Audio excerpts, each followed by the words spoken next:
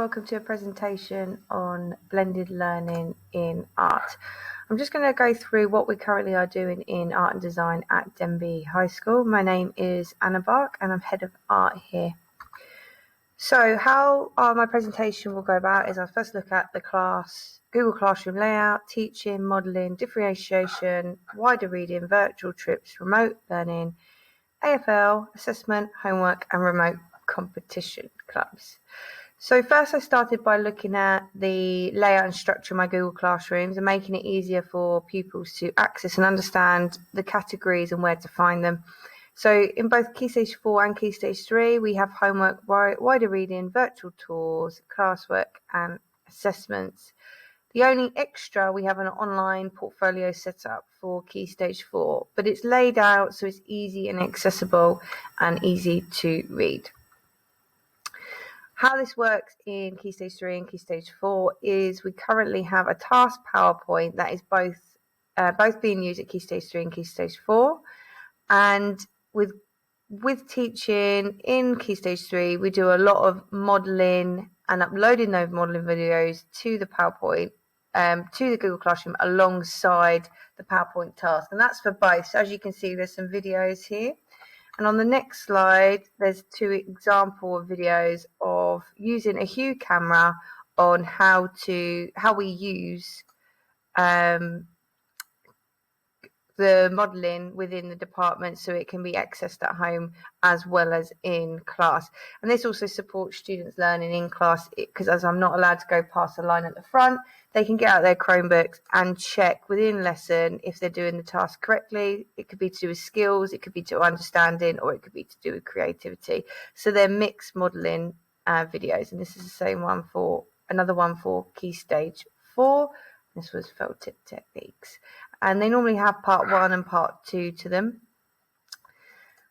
The presentations that they work alongside, this is an example of a Year 10 one, and this is to do with remembrance. And they follow the task stage by stage and the PowerPoint when they're working. And it tells you exactly what task they need to do. And that will be listed on the Google Classroom feed as to which one they should be looking at which time. But to keep it all to one area, we always make sure that I always make sure that there's one PowerPoint, not multiple, so they don't get confused. Okay, so the next thing is differentiation. So how I'm doing this so people can access this at home and in class is that it's a traffic light system, red, amber, green. That's both at Key Stage 3 and Key Stage 4. And it could be that the image is simpler. It could be the fact that the text is simpler. It could be anything, text, skill, understanding, or creativity, but it's tracked through the amber system. So students get to select which is appropriate for them, or I might select one for them depending on the group and the ability. So wider reading in the department, we now have two ways we're doing that. At Key Stage 4, we set wider reading tasks, and it could be an article, it could be links to arts and culture Google, but it's always based on the lesson that we're doing, either for the next lesson or to reaffirming learning for after the lesson.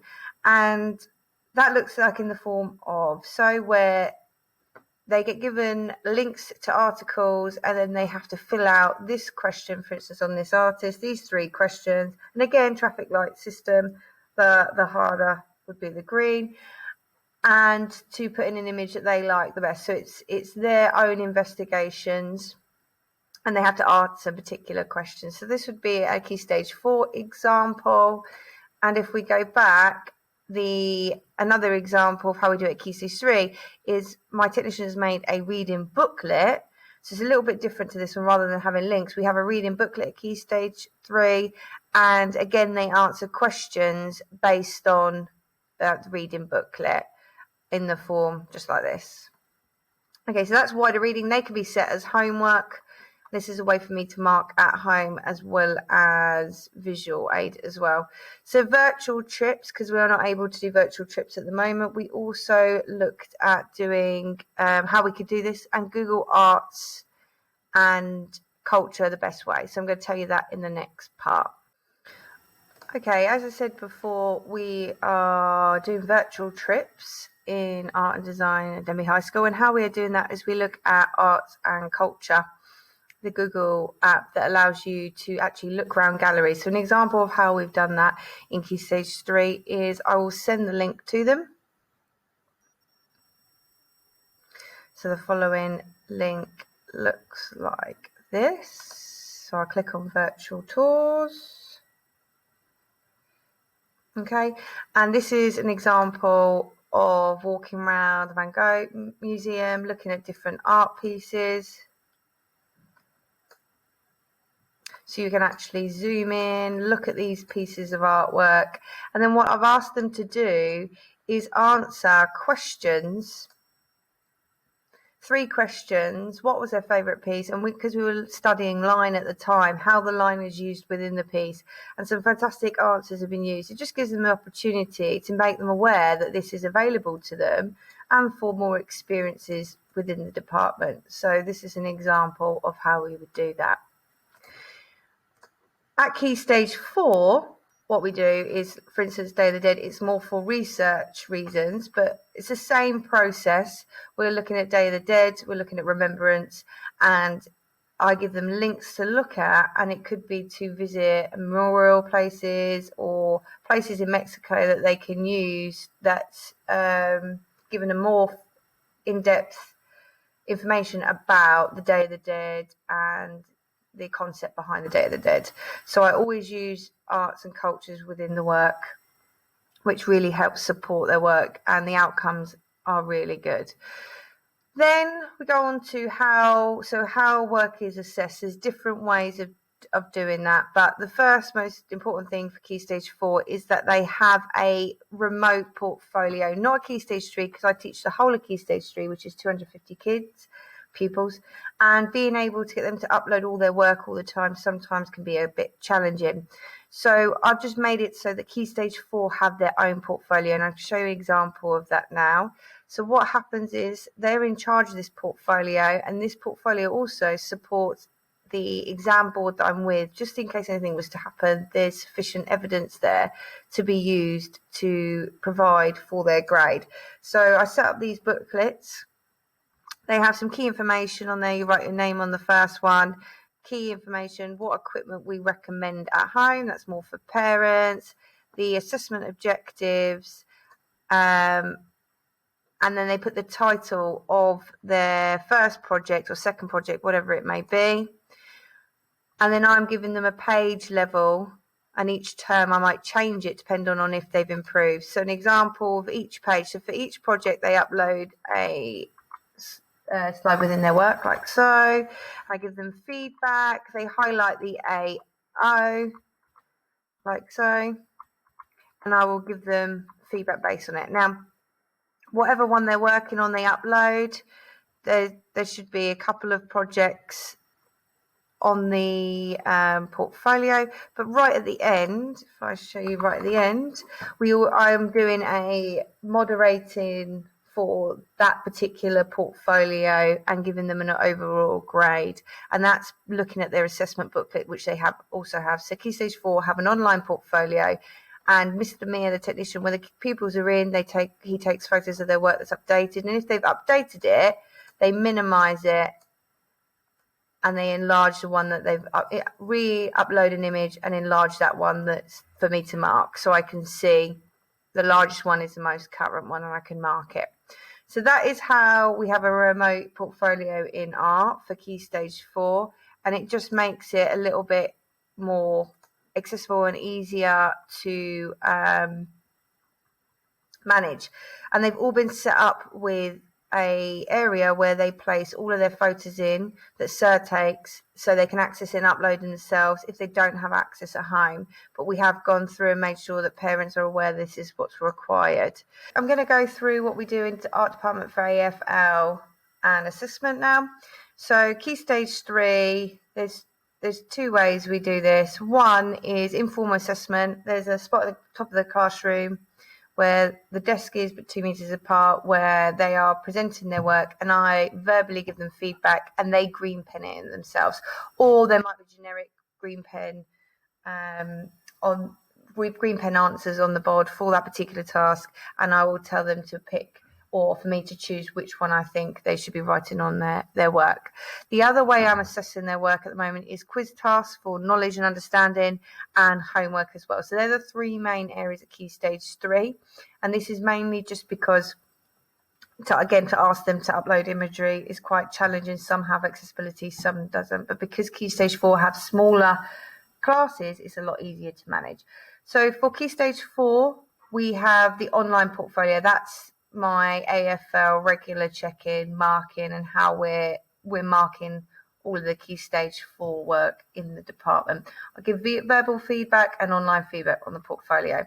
Now, Key Stage 3 assessment is in the form of a tracker that gets uploaded to the classroom, and the KPIs get ragged, and they have the generic KPIs that are also on the Google Classroom under assessments for them to read themselves. So the tracker is very simply each class is screenshotted, and that particular term is uploaded onto the classroom. Then for Key Stage 4, I won't show you the link to that one because that's what it initially looks like. This one is a little bit different. So we have the online portfolio at Key Stage 4, and then alongside that, we also have a assessment booklet as well. So this one is the remote portfolio, like I showed you before, and then alongside that, for this student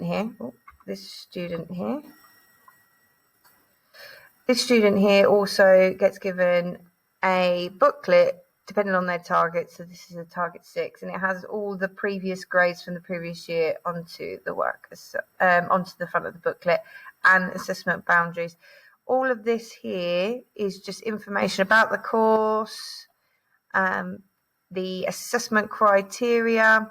We have our KPI sheets, and I also do my overall assessment, whether I think they're slow, good, attitude towards learning, and I put an overall judgment in my box here looking at their portfolio. So this is how we lay it out. There's examples of the level they should be working at, annotation layout, key information, how to analyse written work. So their assessment, but it's also a resource booklet as well. So it's a mixture. So they have this, and they have this when they're working, and being able to track their work and identify that at home. So this is all online on Google Classroom for them to see. Okay, so homework comes in the form of, at Key Stage 4, the portfolio. So the feedback on the portfolio, and the tasks are set, either homework tasks, and I always link them into things that are happening also, like we're doing a memories task at the moment, but it's also a house competition, so that works well with remembrance. So we try and minimise some of their work, but also make it fun and competitive. Sometimes I include those into the house competitions as well. As Key Stage 3 is always a written task, or it can be to finish off classwork using the videos that I showed you on the previous slide. But this would be an example of one that I've set before, to make a poster and also to write this information here based on these images here. So that's an example how I would do homework at Key Stage 3 for blended learning. We are still doing remote clubs. We're still doing art competitions and clubs. We're doing quite a few bits that we're doing. So house competitions, there's quite a few up and running at the moment. In particular, we're doing the Memories Art competition, which I just said. That's one of the pieces for it. So the pupils are really getting engaged. And how we're promoting that is through Google Classroom. But also we've got an art and illustration club that pupils are really engaged with. Every competition or national competition we upload onto there, and pupils can access that and either comment or email me. So I hope that gives you an insight on how the art department is mixing blended learning, or creating blended learning.